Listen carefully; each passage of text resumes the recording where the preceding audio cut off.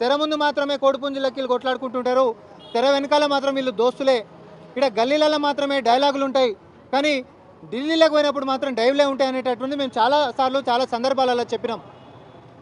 BRS party భవిష్యత్తులో కూడా BJP పార్టీని కాదని ఒక అడుగు కూడా వేయదు. భవిష్యత్తులో కూడా బీఆర్ఎస్ పార్టీ బీజేపీతో కలిసిపోతుంది. కుటుంబ కలహాలు అనేటటువంటిది ఎంటైర్ వేరే ఎపిసోడ్. దీంట్లో ఎవరు శక్తివంతంగా తయారవుతారో అది బీజేపీకి సంబంధం లేదు. కానీ ఎవరైనా సరే, ఇప్పుడు శివసేనలో చూసినాం, ఏక్నాథ్ షిండే ఉండే, ఆయన వెనకాల గట్టిగా బలం ఉండే కాబట్టి ఆయనతోటే బీజేపీ సావాసం చేసుకుంటూ పోయింది. రేపు పొద్దున కవిత గారు అంటే ఈరోజు వీక్ పోయిన అవుట్ కాబట్టి నాకౌట్ మ్యాచ్లో కవిత గారు బయటికి వెళ్ళిపోయినారు. నెక్స్ట్ హరీష్ రావు గారి పాత్ర వస్తుంది. అందులో లేక మాత్రమే లేదు తప్ప మిగతా స్టోరీ అంతా సేమే.